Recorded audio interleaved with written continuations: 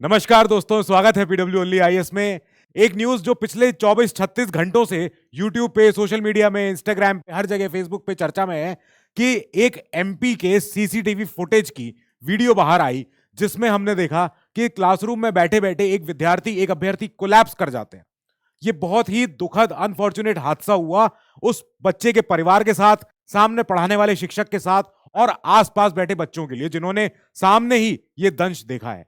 फिर इसके बाद हर जगह चर्चा शुरू होती है, मीडिया में, सोशल मीडिया में, ये हमारी सरकार में और कोचिंग इंडस्ट्रीज में भी डिस्कशन होना शुरू हो जाता है कि क्या हुआ, क्या ये एकदम एकदम से जो कोलैप्स के, हार्ट अटैक के, ये जो कार्डियक इन्फ्रैक्शन हो रहे हैं बच्चों में, क्यों हो रहे हैं, रीजन। फिर एक चीज तो जब डेटा ऑब्जर्व किया तो हमने पाया कि पिछले 20 साल में कई ऐसे संस्थान हैं, कई ऐसे कोचिंग, ये ऐसे इंस्टीट्यूट्स हैं जो मशरूम की तरह खिले हैं हर जगह और अनरेगुलेटेड है। प्रॉब्लम यह है कि अनरजिस्टर्ड हैं, कोई इनके ऊपर कोई लायबिलिटी नहीं है, एग्जॉर्बिटेंट फीस चार्ज करते हैं और कोई तरह की इनके ऊपर पाबंदी नहीं है।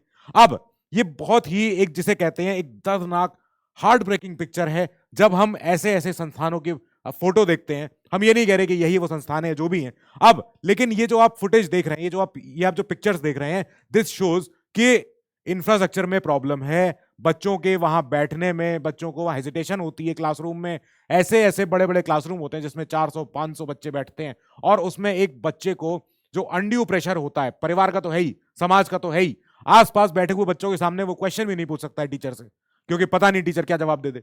और इन तब के बीच में जब हमने देखा कि ऐसा हादसा भी हुआ है और इतना भयावह घटना है, तो हमारी मिनिस्ट्री ऑफ एजुकेशन सामने आती है। इन्होंने बोला कि अब हम एक गाइडलाइंस लेके आ रहे हैं, ये इन्हीं कोचिंग इंडस्ट्रीज के लिए है जो यहां पे ऑपरेट कर रहे हैं, बच्चों को ट्रेन कर रहे हैं फॉर दीज कॉम्पिटिटिव एग्जाम्स। अब इनका कहना है कि देखो, ये जो हमें गाइडलाइन लानी थी, ये कोई ऐसा नहीं है कि हम एकदम से लाए हैं और हमने कभी सोची नहीं थी। इसकी जरूरत बहुत पहले से ही थी। सरकार ने कहा कि सबसे पहले हमें चाहिए बच्चों का सेफगार्ड करना, उनके इंटरेस्ट का, कि हमारे कुछ कुछ जो बच्चे हैं, इनके अपने अपने इंटरेस्ट हैं, इनके अपने अपने, जिसे कहते हैं, मर्जी है, जीवन जीना है, को करिकुलर एक्टिविटीज में पार्टिसिपेट करना है, पूरा अपना बहुआयामी मल्टी डायमेंशनल विकास करना है। ऐसे में एक एग्जाम के पीछे एक कोचिंग में बच्चे पढ़ के बच्चों का भविष्य तो बन जाएगा, लेकिन बच्चों का वर्तमान जो है वो एक क्वेश्चनेबल स्टेट में है। इसीलिए बोला जा रहा है कि अब जो कोचिंग्स हो वो रजिस्टर्ड हो, उनका रेगुलेशन हो, उनके ऊपर भी नियम कायदे लागू हो, अब ताकि कोचिंग इंडस्ट्री फोकस कर सके खाली एग्जाम पे ही नहीं, पर को करिकुलर एक्टिविटीज में भी, यानी कि और जो एक्टिविटीज होती हैं आउटसाइड एकेडमिक्स, कि बच्चों को एंगेज कीजिए, बच्चों को आप बोलिए कि आपका भविष्य और भी बहुत बड़ा है, केवल एक एग्जाम आपका फ्यूचर डिसाइड नहीं करने वाला है, डोंट वरी। फिर इसके बाद ये हमने देखा तब जब हमने डेप्यूटी सेक्रेटरी सरकार के उनका हमने एक लेटर देखा, जो इन्होंने एड्रेस किया है सारे स्टेट्स के चीफ सेक्रेटरीज को, एडिशनल चीफ सेक्रेटरीज को और कई सारे एडमिनिस्ट्रेटर्स को भी, जो स्टेट्स और यूटीज में हैं। इन्होंने बोला कि देखो, पहली बात तो ये कि एजुकेशन जो है एक कॉन्करेंट लिस्ट का सब्जेक्ट है, दैट मींस सेंटर भी और सारे स्टेट्स इसमें मिलकर काम करेंगे और एजुकेशन पॉलिसी में सबका सहयोग चाहिए। हम ये नहीं कहते हैं कि ये खाली स्टेट्स के ऊपर है, पर स्टेट्स इसको इंप्लीमेंट करवाएं। States are best suited for regulating these coaching institutes, ठीक है। पर इन्होंने उसके बोला, ये इससे पहले बोला कि देखो, इश्यूज पहले सुनो आप। इश्यूज ये सब हैं कि कई सारे एग्जॉर्बिटेंट फीस चार्ज की जाती है, 2-2 लाख, 3-3 लाख फीस होती है। फिर इसके बाद अनड्यू स्ट्रेस होता है बच्चों के ऊपर, बच्चे सुसाइड कर रहे हैं, प्रेशियस लाइफ्स का हम लॉस कर रहे हैं, which is a very very unfortunate number. इसके साथ ही मैं संलग्न कर रहा हूं आपको guidelines for regulation of coaching centres. ये लेटर है देवेंद्र कुमार शर्मा जी का, जिन्होंने लेटर लिखा है सारे स्टेट्स के सेक्रेटरीज को और एडिशनल चीफ सेक्रेटरीज को, प्रिंसिपल चीफ सेक्रेटरीज को, एडमिनिस्ट्रेटर्स को, जो यूटीज के हैं उनको। अब इसमें क्या है, इसमें बात है गाइडलाइंस में कि पहली बात तो जो भी कोचिंग हो, उनकी बिल्डिंग, उनका इंफ्रास्ट्रक्चर, उनका जितना भी जो उनका हिसाब किताब है, जहां जहां वो बैठ के पढ़ाते हैं बच्चों को, उसको रेगुलेट कीजिए। कई सारे हम देखते हैं कि फायर के इंसिडेंट्स हो जाते हैं, आग लग जाती है। कई बार हमने देखा है बिल्डिंग का एक ढांचा गिर गया, कई बार हमने देखा है ना वेंटिलेशन है, ना कुछ है, ना कुछ, कभी सनलाइट नहीं आती है, मेल फीमेल टॉयलेट्स भी अलग अलग नहीं है, तो ये सारे रेगुलेशन पहले तो ये लगे, बस खत्म हो गई बात। दूसरी बात, हम आते हैं फीस की तरफ। फीस में हम बोलेंगे कि बच्चे जब आपको फीस देते हैं कोचिंग इंडस्ट्रीज को, कोचिंग इंस्टीट्यूट्स को, तब ये फीस रिफंडेबल भी हो, और बच्चा अगर बीच में अगर कोर्स के जाना चाह रहा है तो वो जाए, बिल्कुल जा सकता है। If the student has paid for the course in full and is leaving in the middle, वो छोड़ के जा रहा है, then the coaching that institute should refund that amount from out of the fees। जितनी उसकी फीस बच रही हो आप उसको लौटाएं, बस खत्म हो गई बात। अब यहां पे हॉस्टल भी ये अगर बच्चे रह रहे हैं अगर कोचिंग के ही हॉस्टल में, देन वो हॉस्टल की फीस भी लौटाई जाएगी, सब तरह की फीस, क्योंकि बच्चों के लिए और बच्चों के पेरेंट्स के लिए ये बहुत बड़ा अमाउंट होता है एक बार में एक कोचिंग इंडस्ट्री को डिमांड ड्राफ्ट के रूप में, चेक के रूप में देना, बहुत बड़ा अमाउंट होता है ये। बच्चे कई बार कहते हैं कि सर हम ईएमआई दे सकते हैं, हम ये कर सकते हैं, पर एक बार में 1.5 लाख 2 लाख 2.5 लाख ये फीस देना हमारे लिए पॉसिबल नहीं है। और ये बहुत बड़ा एक दुखद जिसे कहते हैं स्थिति है कि आप अगर कभी आईआईटी जाओ तो आईआईटी में आपको ज्यादातर बीटेक के जो छात्र मिलेंगे वो आईफोन वाले मिलेंगे। और ये जब मैंने पूछा अपने फ्रेंड से कि ऐसा क्या है यार कि आईआईटी बच्चे सब आईफोन वाले, तो उसने कहा कि आईफोन वाले बच्चे अफोर्ड कर पाते हैं कोचिंग, इसलिए वो बच्चे आ पा रहे हैं यहाँ पे आईआईटी में। This is a very sad scenario. तो इसी को रेगुलेट करने के लिए फिर ये गाइडलाइंस आई हैं। अब यहीं पे गाइडलाइंस खत्म नहीं हो रही हैं, गाइडलाइंस में ये भी है कि अब करेंगे हम कोचिंग्स का रजिस्ट्रेशन। हर कोचिंग को लाइसेंस मिलना चाहिए कि आप पढ़ाने लायक हो। अब इसके लिए पहली बात ये कि जितने ट्यूटर्स हों आपके संस्थान में, कोई भी कोचिंग इंडस्ट्री में, यहां पे ट्यूटर्स कम से कम नॉट लेस देन ग्रेजुएशन, कम से कम ग्रेजुएट तो होने ही चाहिए, उनके पास कोई बैचलर डिग्री तो होनी चाहिए। ऐसा नहीं हो कि कोई भी और कि कोई भी व्यक्ति आगे पढ़ाने लग जाए, नहीं, पहले आपके पास ग्रेजुएशन हो तब आप एक ट्यूटर बन सकते हैं किसी भी कोचिंग संस्थान में। आपको यह बताना पड़ेगा कि आपके पास जितने जो ट्यूटर्स हैं उनकी क्वालिफिकेशन क्या है, उनके क्या मेरिट है, वो क्या उनका एक्सपीरियंस है, वो सब, ये सब चीजें। अगर इंस्टीट्यूट ये गारंटी कर रहा है कि हाँ हाँ तुम्हारे आपके 100 में से आपके 99 नंबर हम दिलवा देंगे, तो ये झूठ है, ये मिसलीडिंग एडवर्टाइजमेंट है, ये गलत है। और ये गारंटी ये देना स्टूडेंट्स को एक जिसे कहते हैं एक ऑफेंस मानना चाहिए और इसमें गाइडलाइंस के अगेंस्ट जाएगा। अच्छा ठीक है, फिर पेरेंट्स को या स्टूडेंट्स को एनरोल करने के लिए, उनको अपने यहां भर्ती करवाने के लिए आप ऐसे वादे नहीं करोगे जो कि आप फुलफिल नहीं कर सकते हो, क्योंकि सही बात है अब इतने बच्चे हैं, या तो आप एक बच्चे को बस एडमिट करो, उसी बच्चे को पढ़ाओ और बोल दो कि हाँ तुम्हारा तुम करवा देंगे, पर आप क्या कर रहे हो, आप पढ़ा रहे हो बहुत हजारों बच्चों को, कैसे आप वादा कर सकते हो किसी को, ये इम्पॉसिबल है।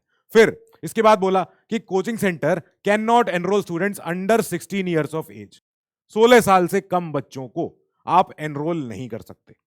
ये क्वेश्चन अब उठा जब हम देखते हैं कि कई सारे आईआईटी जेई खासकर जो एग्जाम होता था, अब तो खैर जेई एडवांस कहते हैं उसे, तो आईआईटी जेई की कोचिंग हमने 5-6 साल पहले देखा था कि क्लास 6 से क्लास 7 से शुरू हो जाती थी आईआईटी जेई के लिए तैयारी करेंगे हम। मतलब आईआईटी जेई की कोचिंग की जब जो उम्र आती है that's around 11th and 12th and जो 12th के बाद एक साल बच्चे ड्रॉप लेते हैं। हम कह रहे हैं कि एक कोचिंग इंडस्ट्रीज में नया पैटर्न आया जहां पे हमने देखा कि बच्चे 6th क्लास से 7th क्लास से कोचिंग जाना शुरू कर चुके हैं। और ये कोचिंग्स स्कूल, ये कभी कभी तो स्कूल आवर्स में होती है, मतलब जो स्कूल का टाइम होता है सुबह 6-7 बजे से लेके जो 12 बजे तक जब बच्चे स्कूल में होते हैं, उस बीच में कोचिंग इंडस्ट्रीज को नहीं ऑपरेट करना चाहिए, क्लासरूम नहीं लगवाने चाहिए। पर कई सारी कोचिंग इंडस्ट्री उस समय भी क्लासरूम में अपने बच्चों को बुलवाती थी। स्कूल के आवर्स का लॉस होता था, बच्चों का वो जो विकास होना चाहिए जो स्कूल में है वो नहीं हो पा रहा है, बहुत बड़ी प्रॉब्लम थी। फिर बोला गया कि कोचिंग ऑपरेट करेंगी outside the duration of their school hours, या तो आप सुबह 4 बजे बच्चों को बुला लो, या आप शाम को 2 बजे बाद 3 बजे बाद, जब भी जो टाइम होता है आउटसाइड द स्कूल आवर्स, तब आप बुलाएं। ये सब हुआ, ये सब बोला गया कि अगर आप रजिस्ट्री के लिए अप्लाई कर रहे हो, रजिस्ट्रेशन के लिए, तो आपके पास मिनिमम स्पेस रिक्वायरमेंट जो होनी चाहिए, जो कंसिस्टेंट होती है विद द स्टूडेंट्स। अगर हम एक स्टूडेंट के हिसाब से अगर एक स्पेस अनुमान लगा लें, हर स्टेट हो सकता है अपने अपने हिसाब से अलग अलग ये इसमें मेजरमेंट बता दे कि हाँ एक स्टूडेंट के लिए मिनिमम स्पेस रिक्वायरमेंट है 2 स्क्वायर मीटर या 5 स्क्वायर मीटर। तो अगर आपके पास इतनी जमीन है तो आप उसी के हिसाब से ही उतने ही बच्चे एडमिट कर सकते हो, उससे ज्यादा नहीं करोगे। ठीक है, ये बात बोली जा रही है। फिर ये बात बोली गई कि अपनी वेबसाइट पे आप सब बताइए, आपकी इंफॉर्मेशन, आपके ट्यूटर्स की क्वालिफिकेशन, आपका फीस कितना आप चार्ज करते हो, कितने बच्चों की भर्ती होगी, सारी बातें आपको बतानी पड़ेगी, कितना आपका सक्सेस रेट है, सब कुछ है। मिसलीडिंग एडवर्टाइजमेंट नहीं आप बताओगे, ये सब बोला गया। अब साथ में बोला गया कि इसके बाद एक चीज और यहां पे आएगी, पेनल्टी भी। पेनल्टी पेनल्टी ये है कि अगर आपने गाइडलाइंस को फॉलो नहीं करते हुए कोई काम किया और पहली बार आप पकड़े गए, तो पहली बार पकड़े जाने पे आपके ऊपर फाइन लगेगा 25,000 का, एक कोचिंग संस्थान के ऊपर। दूसरी बार अगर पकड़े गए यही ऐसे ही कोई और उल्लंघन की वजह से, तो दूसरी बार आप पे फाइन लगेगा 1 लाख, 1 लाख का जुर्माना। और तीसरी बार ये रजिस्ट्रेशन कैंसिल हो जाएगा, ये रजिस्ट्रेशन आपका कैंसिल हो जाएगा। That means then you can not operate in that state. यहां भी बोला जाएगा कि अगर एक कोई कोचिंग इंडस्ट्री है और उनकी मल्टीपल ब्रांचेस हैं, कई सारे कोचिंग साउथ में जाते हैं, नॉर्थ में जाते हैं, हर ईस्ट में जाते हैं, तो इनकी क्या होते हैं, मल्टीपल सेंटर्स होते हैं, मल्टीपल ब्रांचेस होते हैं। तो हर ब्रांच को एक सेपरेट कोचिंग ही ट्रीट किया जाएगा, सेपरेट जिसे कहते हैं, पूरा एक सेपरेट वर्टिकल है, एक सेपरेट एंटिटी है अपने आप में, और उसका रजिस्ट्रेशन अलग से होगा। जैसे पीडब्ल्यू के अगर इतने ज्यादा 50+ हमारे विद्यापीठ हैं, तो दैट मीन्स कि हम उनको ऐसे देख रहे हैं कि ये 50+ हमारे कोचिंग्स हैं, हर स्टेट में है, जहां जहां पे भी है। सो हम इनको सबको सेपरेटली ट्रीट करेंगे और तब आप कंप्लाई करेंगे, ठीक है। अब यहां पे कुछ बच्चों का, पेरेंट्स का, और खासकर कोचिंग इंडस्ट्रीज में जो नामी ग्रामी संस्थान हैं, उनका भी कुछ अपना एक एंगल है, उनका अपना एक पॉइंट है। वो कहते हैं कि पेरेंट्स भी कहते हैं, स्टूडेंट्स भी कहते हैं कि क्या होगा, ऐसे तो कुछ संस्थान हैं अभी जो चल रहे हैं, जो बिना एनओसी के चल रहे हैं, उनके पास कोई एनओसी नहीं है, उनके पास कोई सर्टिफिकेट नहीं है, कोई रजिस्ट्रेशन कुछ नहीं है। फिर अगर ये संस्थान कल को बंद हो जाते हैं तो इन बच्चों के भविष्य का क्या होगा? क्योंकि ये बच्चे आज वहां पढ़ रहे हैं, ये बच्चे आज वहां पे शिक्षा ले रहे हैं, तैयारी कर रहे हैं, एंड अगर इनका संस्थान वहां एक दिन ये अगर फरमान आ जाता है कि संस्थान ऑपरेट नहीं कर सकता है, then what happens to these kids? Then what happens to the pace of the study that they are following? क्योंकि अब ये तो किसी एक पेस पे चल रहे होंगे, हर संस्थान का अपना पढ़ाने करिकुलम, अपना पढ़ाने का एक स्टाइल होता है, एक स्पीड होती है, एक तरीका होता है। अगर ये इनका एक संस्थान बंद हो जाए, देन व्हाट हैपेंस? क्या इनको दूसरे संस्थान में जाके फिर एडमिशन लेना पड़ेगा? अगर वो संस्थान बंद हो गया और ये कहीं और भी गए, तो हो सकता है सिलेबस मिसमैच हो जाए, कोई चीज ये यहाँ नहीं पढ़ के आए हो, वहां पढ़ा दी गई हो, फिर कैसे कवर होगा? तो ये एक पॉइंट है। प्लस यहां पे पेरेंट्स का एंगल ये भी है कि अगर गवर्नमेंट, अगर स्कूल्स, ये सारे ऑपरेट कर रहे होते, जो इनकी मैंडेट है ऑलरेडी, जो इनको बोला गया है, स्कूल्स की अगर अपनी ड्यूटी वो पूरी निभा रहे होते, तो कोचिंग इंडस्ट्रीज की कभी जरूरत ही नहीं पड़ती। ये पॉइंट एकदम वैलिड है, क्योंकि हम देखते हैं सरकारी स्कूल के बच्चे, झारखंड के बच्चे, अभी एसर रिपोर्ट आई है, एसर रिपोर्ट आप में से कईयों को पता होगा, हम उस पर वीडियो बनाएंगे जरूर। और एसर रिपोर्ट में क्या आया है कि झारखंड के बच्चे 51%, 91% बच्चे सोशल मीडिया चला रहे हैं, लेकिन 51% को इंग्लिश पढ़ना नहीं आता है। तो दिस मीन्स व्हाट, कि स्कूल्स, जो गवर्नमेंट है, वो अपने आप में एक जगह पे फेल हो रही है। क्या? कि बच्चों को एक एजुकेशन देने के लिए, एक बहुआयामी एजुकेशन देने के लिए, जिसमें वो इंग्लिश पढ़ें, हिंदी पढ़ें, अपनी ये अपनी वर्नाकुलर लैंग्वेज पढ़ें, मैथ्स पढ़ें, साइंस पढ़ें, लिटरेचर पढ़ें, वहां वो नहीं पढ़ पा रहे। क्या हो रहा है? बच्चे एक अंधकार में हैं, बच्चे तभी कोचिंग की तरफ भागते हैं क्योंकि एक रास्ता है अच्छे कॉलेज में पहुंच के अच्छी जॉब पाने का, कोचिंग, यही होता है। अब ये एक इशू है, और यहाँ पे कई सारे साउथ के कोचिंग हैं, तो उन डायरेक्टर्स का कहना है या उनके हेड्स का कहना है कि जो रजिस्ट्रेशन है उसके ऊपर उसकी वैलिडिटी नहीं बताई है कि कब तक ये रजिस्ट्रेशन की वैलिडिटी है, मतलब, और कौन करेगा, किन पैरामीटर्स पे करेगा, कितनी होगी, कितने साल की ये ऐसे मिलेगा लाइसेंस, कोई क्लियर नहीं है। अभी स्टेट्स को बोल दिया गया कि हाँ साहब ये गाइडलाइंस हैं, अभी इनके ऊपर आपको अपने अपने फ्रेमवर्क बनाने हैं, लीगल फ्रेमवर्क देख लेते हैं, सारे मिल बांट के बात कर लेंगे। पर जब तक आप रजिस्ट्रेशन की लीगैलिटी नहीं बताओगे, वैलिडिटी नहीं बताओगे, ये नहीं बताओगे कब तक है, कितनी रिक्वायरमेंट पूरी करेंगे और कब तक के लिए हमारे पास लाइसेंस रहेगा, देन ये कैसे एक जो कहते हैं एक नेचुरल वे ऑफ ये अपना रेगुलेशन है। फिर इसी पे कई सारे साउथ के ये जो इंस्टीट्यूट्स हैं, उन्होंने कहा कि ये बहुत ही ड्रैकोनियन है, बहुत ही डिक्टेटोरियल है, ये नेचर का है ये वाला फरमान। इससे तो क्या होगा कि कोचिंग इंडस्ट्रीज कई सारे ऐसे लूप होल्स होते हैं जिनको वो अपनाएंगे, और बच्चों का हित सबसे उनका प्राइमरी फोकस नहीं रहेगा। सो विद दिस हम इस न्यूज को यहां पे कंक्लूड करते हैं, एंड हम आशा करते हैं इस न्यूज पे और आगे फॉलोअप बनेगा, जब बनेगा तो हम उसको कवर अप करेंगे. Till then you keep studying, stay safe, good.